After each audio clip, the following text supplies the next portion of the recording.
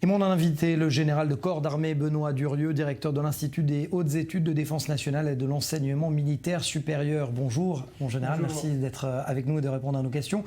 Alors, présence exceptionnelle dans les studios de Jaffa, tout simplement parce que vous êtes en visite actuellement avec 40 auditeurs en Israël et dans les territoires palestiniens. Racontez-nous d'abord pourquoi, quel est l'objectif de cette visite? Alors, ce sont 40 auditeurs de l'Institut des hautes études de la défense nationale qui, à Paris, suivent une formation d'1 an, une quarantaine de jours dans l'année. Ce sont des dirigeants, des parlementaires, des journalistes, des chefs d'entreprise, des militaires, des hauts fonctionnaires qui viennent se familiariser avec les grands sujets de défense nationale et essayer de les comprendre en commun.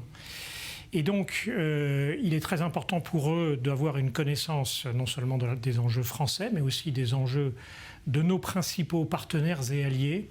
Et de ce point de vue-là, la destination d'Israël s'est imposée tout naturellement cette année, parce qu'Israël est un grand partenaire de la France, parce que nous sommes dans une région qui est centrale pour la stabilité régionale et internationale, et aussi parce que ces auditeurs s'intéressent en particulier aux questions de défense économique et que le modèle israélien est intéressant de ce point de vue-là, avec un modèle qui est assez intégré et très efficace. Alors, vous avez intégré Saint-Cyr en 1985, donc plus de 40 ans de carrière, parce que vous êtes toujours en activité, certes non en treillis, mais aujourd'hui toujours en activité. C'est le Premier ministre, d'ailleurs, qui vous nomme. Aujourd'hui, quand vous venez en Israël, en tant que général en activité toujours, quel est ce regard justement que vous apportez sur l'écosystème de défense, l'écosystème militaire? Alors d'abord, quand un officier français vient en Israël, je pense qu'il a à l'esprit une histoire commune très très importante. On aime beaucoup l'histoire, des valeurs. Et puis une histoire commune, pendant une très longue partie de son histoire, l'armée de l'air israélienne est équipée de Mirage français, d'avions de chasse français. Et ça, je pense que ça reste dans les esprits. Aujourd'hui, Israël, c'est à la fois une démocratie comme la France qui porte un certain nombre de valeurs. C'est un partenaire important dans la région. La France est extrêmement attentive à tout ce qui se passe évidemment en Méditerranée, en particulier en Méditerranée orientale. Et puis, la France opère d'ailleurs en Méditerranée. Et la France opère en Méditerranée orientale avec notre marine très régulièrement, mais aussi avec nos forces aériennes. Et puis, il y a une présence très, très active dans toute la région en réalité. Ce qui m'intéresse, c'est d'avoir votre regard, parce que depuis que vous êtes arrivé, depuis 4 jours, il y a une succession, malheureusement, de menaces de part et d'autre, de plusieurs pays, et des attentats également. Vous y êtes habitué, malheureusement, vous avez connu des régions de conflit, Bosnie notamment, l'Afrique également. Justement, qu'est-ce que vous dites aux auditeurs qui vous posent la question quand il y a une succession de leaders dans la région qui menacent tout simplement de rayer Israël de la carte? Oui, alors c'est vrai. Ce qui est vrai, c'est qu'on explique et on revient avec nos auditeurs sur la position française que vous connaissez, qui est d'abord un très fort attachement au maintien de la paix dans la région. C'est le fait de prendre des positions extrêmement fortes pour la sécurité d'Israël, bien sûr, mais aussi plus largement sur la paix dans cette région, qu'il s'agisse du conflit israélo-palestinien, ou en tout cas de ce débat, ou bien de ce qui se passe aujourd'hui à la frontière avec le Liban, bien évidemment. Ça, c'est très important pour la France. Bien sûr. Cette stabilité au Liban, c'est important pour la France. Je pense que c'est extrêmement important. Vous savez qu'il y a des liens aussi très étroits avec le Liban, que la France est un des contributeurs importants à la force des Nations Unies au Liban. Et de ce point de vue-là, je crois qu'on peut dire qu'il y a peu de pays qui s'investissent autant que la France sur ce sujet.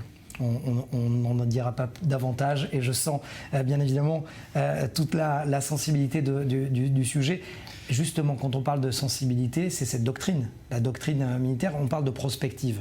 C'est votre travail aujourd'hui en tant que aussi directeur de l'EHEDN de se projeter.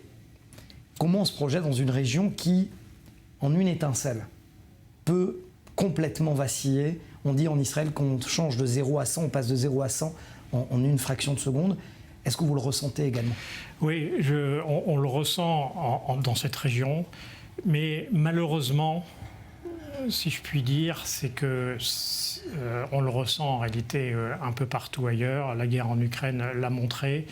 Je crois qu'on sort d'une période où le multilatéralisme était clé et était au moins affiché au moins comme objectif par la plupart des grandes puissances et des puissances moyennes dans le monde. Aujourd'hui, ce n'est plus vraiment le cas.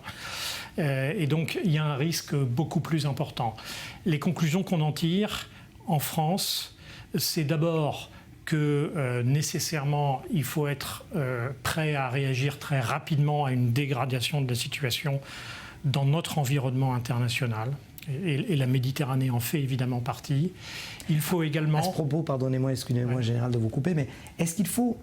Un militaire, il a l'obligation de s'exprimer, il a l'obligation de parler, ou il faut préparer et être prêt le moment venu?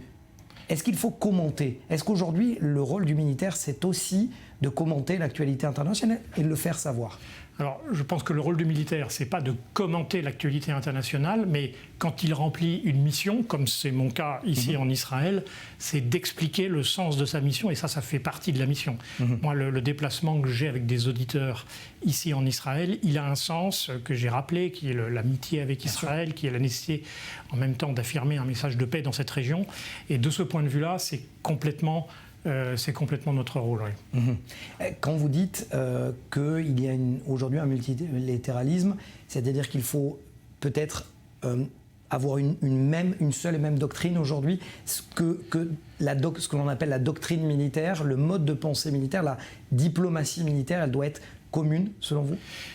Oui, en tout cas, il y a des principes qui doivent être communs. Le fait qu'on puisse s'entendre sur un certain nombre de mesures, j'en sais rien, par exemple de désescalade, que dans le domaine économique, on doit continuer à pouvoir se comprendre, à mettre en œuvre des mesures de confiance mutuelle pour éviter l'espionnage entre alliés, par exemple.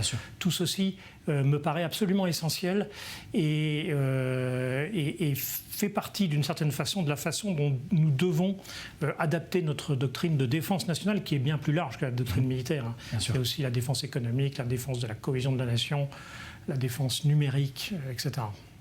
Merci. Général Benoît Durieux d'avoir été avec nous. On a bien compris un message de paix, de stabilité dans la région, alors qu'actuellement ce n'est pas si évident que cela.